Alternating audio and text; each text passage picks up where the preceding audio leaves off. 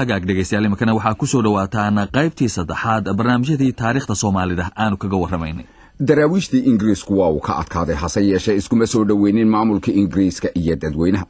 dareenkii uu sayidku ka booday ee dugsigii Dhaymoole la odhan jiray ayaa weli jiray. sanadku markuu 1920 lix dugsi hoosaad oo la qorsheeyay ayaa waxa u socon waayeen markii la diiday cashuurtii xoolaha laga qaadi lahaa magaalada Burcana DC lagu dilay. hase yeeshee waqti dambe ayaa arday Soomaaliya loo diray wadanka Suudaan kuwaas oo markii dambe halgan u galay sidii dugsiye uga furmi lahaayeen dhulkii Ingiriisku uu ka talinayay. halgankaasi waxbarashada raggii hormoodka ka ahaa waxa ay ahaayeen Maxamuud Axmed Cali, Maxamed Shire Maxamed, Yuusuf Ismaaciil Gandhi, Cabdisalaam Xasan Suudani iyo Yuusuf Xaaji Aadan.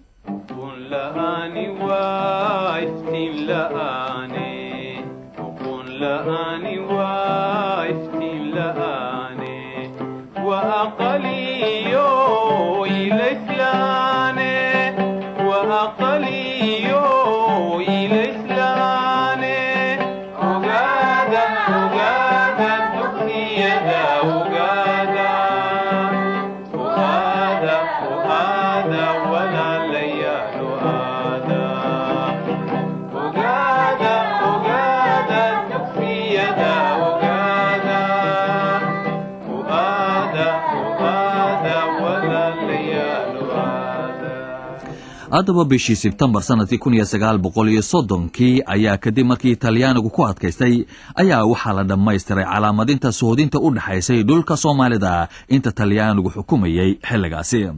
Ingiriisku waxa dabeetana uu ku dhaqaaqay in la calaamadiyo soodinta kala qaybinaysay Ethiopia iyo iyaga dhulka Soomaalida oo ay qaybsadeen oo heshiiskaasuna u dhacay sanadkii 1897 si taasi loo meel mariyo guddi labada dhinac ka kooban ayaa walwal meesha la yiraahdo tagtay bishii November sanadkii 1934 haddaba ilaa iyo intii heshiiskaasi kala qaybinaya qabaylka Soomaaliyeed ay Talyaaniga iyo Ethiopia kala saxdeen sanadkii 1908 Talyaanigu waxa uu ku soo durkayay dhinaca Ethiopia dhulka Ogaadeniya. waxaana la shaqeynayay waqtigaasi dad Soomaaliya oo ay ugu magac dheeraan ninka loo oran jiray Oldin oo ahaa Suldaan Ajuuraanka oo awood lahaa lacag iyo hubana Talyaanigu siiyay. Ethiopia la fahanteedu dhinaca Soomaalida ma taageero la'ayn waxa kamid ahaa Cumar Samataro oo Talyaaniga ku weeraray Ceelbuur sanadkii 1926 una gudbay dhinaca Ethiopia markii dambe goobtaasi dabadeetana waxa isku dhacay ciidamadii Talyaanigu lahaa ee fadhiyay iyo qaar ka socday Ethiopia. Talyaaniga oo midaba ka diyaar garoobay isagu dhinaca Soomaalida ee uu fadhiyay dhinaca Eritrea dagaalkii halkaasi ka bilowday waxa uu dhaliyay in Talyaanigu si buuxda uu qabsado Ethiopia bishii May 7 sanadkii 1936 dagaalkaasi waxa Talyaanigu ay kaga soo kabteen magaxumadii ka soo gaadhay dagaalkii Adwa ee Ethiopia kaga adkaatay sanadku markuu 1896 haddaba dareemadii xagga wadaninimada iyo fahamka gumaysigu waxa Soomaalida uu ku dhashay marka laga reebo dagaaladii sayidku uu galay ee Ingiriiska uu la galay iyo kuwii bayamaalku ay kula jireen Talyaaniga markii reer magaalnimadu ay bilaabantay oo la degay magaalooyinka ay ka mid tahay magaalada Muqdisho. meelahaasi waxa degay askartii ka soo laabatay ololihii Talyaanigu uu ku qaaday dalka Ethiopia. waqtiyadaasi waxa ka bilaabmay dhinaca koonfurta kulamo hoose hase yeeshee waxa Talyaanigu ay cadaadinayeen macagta ay saareen wixii halis ku noqon kara maamulkooda.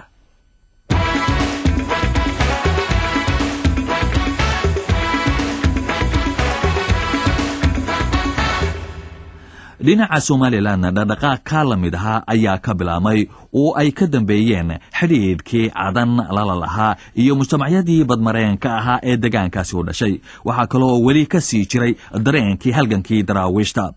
waxa dardar iyaguna sii galay dadkii wax ku soo bartay Suudaan iyo Cadan. dadkii baraarujinta sameynayay xilligaasi waxa kamid ahaa Xaaji Faarax Omar oo kamid ahaa shaqaalihii maamulka Ingiriiska. hase yeeshee markii dambe guubaabadiisii awgeed markii loo adkeysan way Ingiriisku u masaafuriyay magaalada Cadan. markii uu Cadan tageen Xaajigu halkii ayuu ka sii waday isagoo jaraa'idka wax ku qoraya jiray araajina u soo gudbin jiray xukuumadda Ingiriiska uu ku sheegayo mowqifka iyo aragtida dadka Soomaalida. sanadkii 1935 dad u badnaa ganacsata yaryar ayaa magaalooyinka Berbera, Burco iyo Hargeysa ka bilaabay urur siyaasi ah. waxa xilligaasi soo baxay urur la oran jiray SNS Somali National Society oo ujeedadiisu ahayd horumarinta waxbarashada iyo wax ka qabashada khilaafka qabaa'ilka. sanadkii 1937 shaqaalihii maamulka Ingiriiska ee Soomaalida ahaa ayaa urur samaystay la oran jiray Somali Official Union. markii haddaba uu bilaabmay dagaalkii labaad ee adduunyada bishii August sanadkii 1940 ayaa Talyaanigu Ingiriiska ka qabsaday dhulka Somaliland oo Ingiriisku ka talinayay hase yeeshee muddo 7 bilood oo kaliya ayuu haystay. Ingiriiska ayaa markaasi qabtay labada qaybeed oo Soomaalida markii dambe waqtigaasi Ingiriisku haystay koonfurta Soomaaliya. dhaqdhaqaaqyo ayaa ka bilaabmay siyaasadeed kii ugu xoog roona uguna muhiimsana waxa uu ururkii la oran jiray Somali Youth Club amaba SYC oo bishii May 13keedii 1943 laga furay magaalada Muqdisho kadib markii muddo 7 laga xaajoonay furitaankiisa iyo dastuurkiisaba sarkaalkii xagga siyaasadda ugu qaabilsana Ingiriiska ee waqtigaasi halkaasi fadhiyay. naadigaasi waxa uu ka koobnaa 13 xubnood. dhiirigelinta ururkaasi raggii ugu xooga badnaa waxaa ka mid ahaa Cabdulqaadir Sakhaawadiin, Yaasiin Xaaji Cismaan Sharmaarke iyo Xaaji Maxamed Xuseen. 3 sano kadib waxaa rasmi ahaan xubno uga ahaa 25,000 oo qof. sanadkii 1947 waxaa naadigii SYC uu isu bedelay SYL, waxaana uu laama ku yeeshay Ogaden, Hawd, British Somaliland iyo Kenyaba. SYL waxa ay bilowday dugsiyo waxaana la dhiirigeliyay fartii Cusmaaniyada oo yeelatay muhiimad wadaninimo. aw jaamac Cumar Ciise ayaa inooga warramaya. waa nimankii leegada curiyay 13 leegada ayaa la yiraahdaa. 13 nin weli kama maqal idaacadaha gobolladay ka kala yimaadeen. aan isweydiinay ma reer xamar bay ahaayeen, ma reer galbeed bay ahaayeen, ma reer bari bay ahaayeen. 3 nin waxay ahaayeen reer Banaadir, Cabdulqaadir Sakhaawadiin, Xaaji Maxamed Xuseen, Dheere Xaaji Dheere. 3daasu reer xamar bay ahaayeen, reer Banaadir baa la oran jiray. 4 waxay ahaayeen reer Mudug, Yaasiin Xaaji Cusmaan, Daahir Xaaji Cusmaan, Maxamed Xirsi Nuur, Cali Xasan Maxamuud. 4taasna waxay ahaayeen reer Mudug. 3na waxay ahaayeen Shabeellaha Dhexe, Jowhar iyo aagaas ayaan u jeedaaye. Maxamed Cali Nuur, Cismaan Geedi Raagi, Maxamed Faarax Hilowle. 3daasuna waxay ahaayeen Shabeellaha Dhexe. 3na waxay ahaayeen gobolka Shabeellaha Hoose, waa Maxamed Cusmaan Baarbe iyo Hudow Macal Cabdille. ninna wuxuu ahaa gobolka Togdheer koonfurta magaalada Burco, Maxamed Xaaji Cabdullaahi Xayeesi. Ingiriiska u tageen oo waxay yiraahdeen waxaad noo ogolaataa meel kilaab ah oo aanu ku sheekaysano waxna ku baranno. maxaa yeelay dawladdii militariga ahayd oo Ingiriiska ahayd ee markaa dhulka joogtay ayaa waxay doonaysay niman dhalinyaro ah oo wax la baro oo xafiisyada iyo ka shaqeeya. dhibaato kale ma kulmina waa u ogolaaday. marka waxay soo saareen 4 qodob oo waaweyn. qodobka ugu horeeya waxa markii horeba waa ugu jiray wax tacasub qabaliya inaan la sheegin, wax kala soocidi inay jirin, wax dariiqooyin ah oo la kala sheegtaa inay jirin, wixii ummadda kala kaxaynaya oo dhan oo tafarruq keenayana in la dagaalamo. xuquuqda Soomaalida meel ay joogtaba in la raadiyo. 5 Soomaali ee kala goobaan in la isu keeno. isticmaalku meel joogaba in laga hortago oo dhulka laga saaro. gobonnimo iyo istiqlaal si lagu gaaro in habkeed loo dagaalamo. 5 qodob ayay markii hore dhigeen. xillidaasi Ingiriisku uu wada talinayay Soomaalida ee dagaalkii labaad kadib Ethiopia waxa markaaba ay ku jirtay in loo soo celiyo reserve area dhulka la yiraahdo oo markaas heshiis ay kula gashay Ingiriiska sanadkii 1942 iyo 1944 heshiiskaasi oo Ingiriiskuna ogolaaday.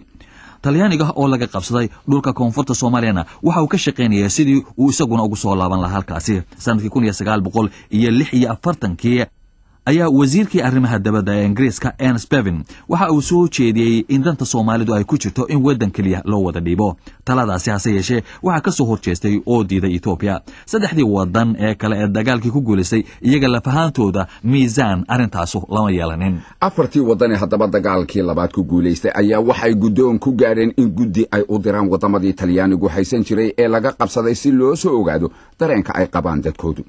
wadamadaas waxay ahaayeen Soomaaliya, Eritrea iyo Liibiya. bishii Janawari 6 sanadkii 1948 ayaa guddigaasi gaadhay magaalada Muqdisho. marka ay guddigu gaareen magaalada Muqdishona waxa ay la kulmeen kala qaybsanaan Soomaalida dhexdeeda, waxaana kuwa iyagu taageersanayn talyaaniga loo dhiiba ay la soo baxeen calamadii talyaaniga iyo halkudhegya talyaaniga hase ahaatee guddi waxa ay codsadeen in SYL loo ogolaado inay sameeyaan banaanbax ay ku eegaan dadku sida ay doonayaan 11 bishii Janaayo sanadkii 1948 hase ahaatee talyaanigii meesha joogay iyo kuwii taageersanaa ayaa iyaga oo hubaysan soo baxaysay ay u kala jebiyaan kulankii SYL ay qabanqaabinaysay halkaasi dabadeed waxa ka dhacay dagaal ay ku dhinteen ilaa iyo 50 qof oo Talyaani sida ku qoran buugga la yiraahdo A Modern History of Somalia oo qoray professorka la yiraahdo I.M. Lewis haddaba Cabdiqaadir Maxamed Aadan oo soobe ku magac dheer oo kamid ahaa ragga muddada dheer iyo ku jiray siyaasadda Soomaalida ayaanu weydiinay kuwa Talyaaniga doonayay waxa barnaamijkoodu ahaa January 1948 waadid qodon iyo saddex Talyaani lagu dilay waadid dhibaato ka dhacday halkii waa la noqday maxay dhibaatadu ka dhacday la isku dilay waxa la isku dilay groupkii watay Talyaaniga iyo groupka leegada oo qeylinayso oo la masuultooyso iyo iska hor yimaadeen marka qoladan Talyaaniga wadata yahayn horta markaas conference la dhihi jiray waa kuwa adeesha hasaabti kala isu tagtay ahayn maxay doonayeen Talyaani doonayeen tan waxay ku doonayaan muddo 3 sano inuu sii hayo inuu yaraan al aqal yani ay la noqdo 3 sano kadib gobonimada la siiyo saasay wateen kontonkii yaa waxa la gooyay November inuu Talyaani meesha joogo 10 sano istiqlaal dadkan gaarsiiyo maxaa keenay in Talyaaniga loo dhiibo markii la warsaday liida Talyaani rabtaan leega waxay warsatay 4 power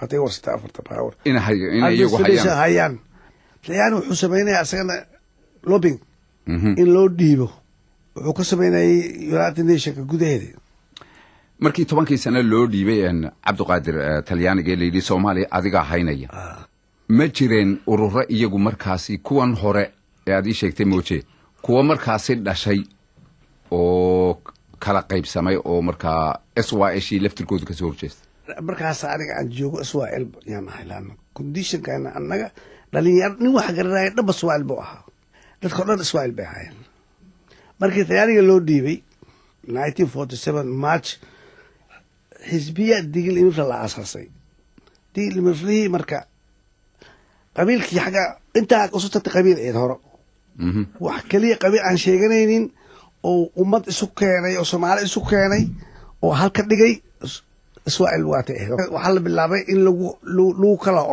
kala ordo istiqlaalki SYL waxa ka soo daahiray aniga tayd aragtadayda qabiilnimo aniga waxaan ahaa ragga u horeeyay oo SYL ka tagay sanadkii 1951 bishii November haddaba sanadkii 1949 ayaa golihii guud ee Jimciyadda Quruumaha ka dhaxaysa muddo 10 sanadood u xil saaray Talyaanigu inuu xukumo koonfurta Soomaaliya 1948 ayaa Ingiriiska isna go'aan ku gaaray in dhulka Soomaalida ee maanta ka tirsan Ethiopia uu ku wareejiyo sidii ay dhigeen heshiisyadii labada dhinac dhexmaray sanadihii 1942 iyo 1944 go'aankaasi oo jigjiga laga dhawaaqay waxa ka dhashay rabshadahaasi oo ay ku dhinteen dad tiradooda ay gaadhiso ilaa 25 qof oo Soomaaliya hase yeeshee 23 bishii September sanadkii 1948 ayuu Ingiriisku Ethiopia ku wareejiyay dhulkaasi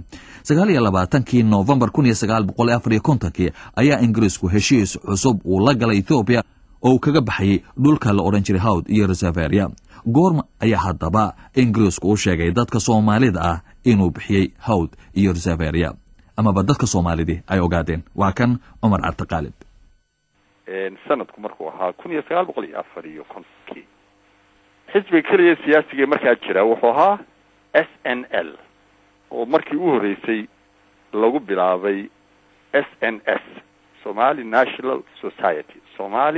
National Society markii dambena isu bedelay Somali National League sheekh waa xarunta tacliinta ee markaa lagu barbaarinayay madaxdii maalintaasi berito la oran karay waxaanu markaa dawladdii Ingiriiska xukumaysa weydiisanay inaanu soo barano dalkayaga. That means Somaliland waanu naqaane. Hawd and reserved area ayaanu doonayna inaanu soo baranaan ku nidhi. Hanaloo diyaariyo baabuuro iyo sidii aan u tegi lahayn. Waayahay baa layidhi. Markaa dabato meelihii reserved area markaa ka mid ahaa ku toosnaa Burco iyo kuwii Hargeysa ku toosnaa iyo kuwii Boorama ku toosnaa ayaan soo wada maray. Walwaal, Wardheer, Qardahare, Dhagaxbuur. Markaan soo dhamaysanay ayaanu dib u soo noqonay Milmil, Awaare. waxaanu soo noqonay Hargeysa. dawladdii markaa Somaliland xukuumaysa waxay tiri report soo qora. waanu soo qoray. report kolka hore waxaanu ka warramaynay maxaan ku dhahdaa meelihii aanu tagnay iyo sidii naloo soo dhaweeyey waxyaala caynkaasa. laakiin saddex su-aalood ayaanu ku khatinay. waxaanu nidhi maxay dawladdu iskuullo uga samayn weyday meelihii aanu soo maray inta ay dhowr intay ka soo kaxeeyaan Dhagaxbuur iyo Awaare iyo meelahaas ayanba Sheekh amba Boorama u keenayaan maxay iskuulle halkaa uga samayn weyday. su-aasha labaad waxay ahayd waxaanu aragnay saraakiil iyo askar Ethiopia ah maxay meesha ka qabanayeen ilaa waa dalkayagiye. su-aasha saddexaad waxay ahayd macnaha reserved area waa maxay. Hawd garanay oo Hawd marka Hargeysa la joogo macnahu waa koonfurta Hargeysa. laakiin reserved area maxay tahay, maxay reserved u tahay. nimankii markii ay dawladdu governorkii isticmaalka ahaa ee dawladda mustacmirka ahaa yani wakiilka ahaa markuu warqadii loo geeyey markiiba la dhamay la xidhiidheen waxay yidhaahdeen nimankii macallimiinta ahaa waxay soo mareen reserved area. dabeet waxayna weydiiyeen why macnuhu waa maxay reserved area, maxay reserved u tahay. su-aalihii aan weydiinay oo dhan bay u sheegeen. markiiba dawladda Ingiriisku way soo jawaabtay waxay tiri u sheega waktigii baa la gaadhay ay waajib noqotay in loo sheego heshiis sir ah oo inaga dhexeeyey haddaynu Ingiriis nahay iyo dawladda Ethiopia oo la kala saxeexday 1944 taasoo tixraacaysay heshiis kale oo 1897 la kala saxeexday markii xuduudda Afrika la sameeyay. 6 bilood ayay arrintii qaadatay intii yani ay isu diyaarinayeen inta say noogu sheegaan. maalintii dambe ayaa barastaabka naftiisu ku dhawaaqay 28 February 1955 28 February 55 ayaa lagu dhawaaqo la yidhi dhulkaa la yidhaahdo Hawd iyo reserved area malihidin Ethiopia ayaanu ku wareejinay. intaas markay dhacday magaalo kasta waxa laga sameeyey mudaaharaad. ninkii hadlaabana uu ku halqabsaday wuxuu yidhi Ingiriiskuuna khiyaameeyey. waxa dhacday dadkii Soomaaliyeed ee shacbigii inuu kacay. markaas waxa la diyaariyey wafdi la yidhi lana loo diro. waxa ay kala ahaayeen Suldaan Cabdiraxmaan Suldaan Diiriye Allah yarxamo, Suldaan Cabdilaahi Suldaan Diiriye Allah yarxamo, Suldaan